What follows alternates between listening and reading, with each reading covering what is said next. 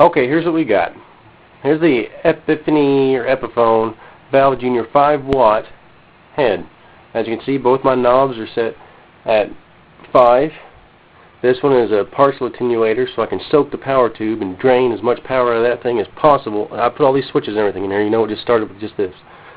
I can crank the amp up to 5 and just soak power by turning this down. Right now I'm going to leave about 5 because I have another attenuator in line with that before the speaker cabinet. Here's the speaker cabinet we're using. It's a line 6 speaker cabinet. Right now it's got a Celestion Vintage 30 in it. Here's my attenuator that I built. A little handmade jobby, you know. See, pretty nice with the record out on it. Alright, I'm running my Les Paul Custom here straight into these two pedals.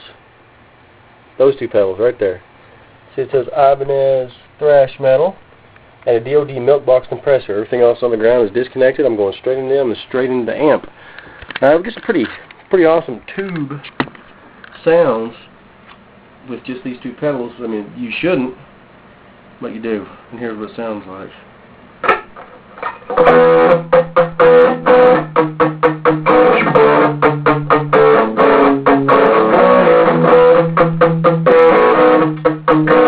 That's a little vintage sound, but it all just depends on your playing because it actually uses the pick action in a response to give you, you know, low or heavy sounds for your tones.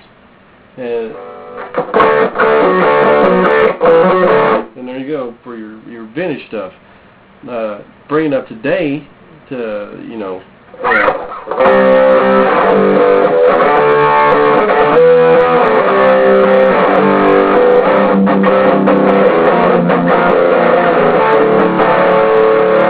which, you know, sounds unbelievable market.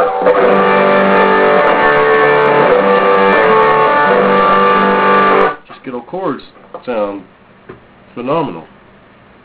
Or we can just crank back on our volume just a hair, switch our pickup position, and we can play a little bit of bluesy stuff.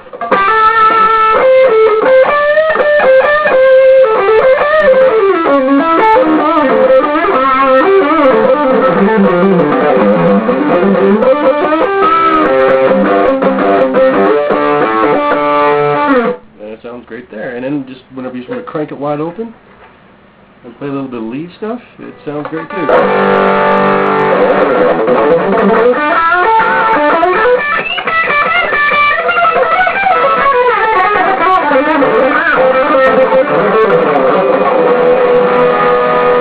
True test, here you go. Listen to the E at the very end of this.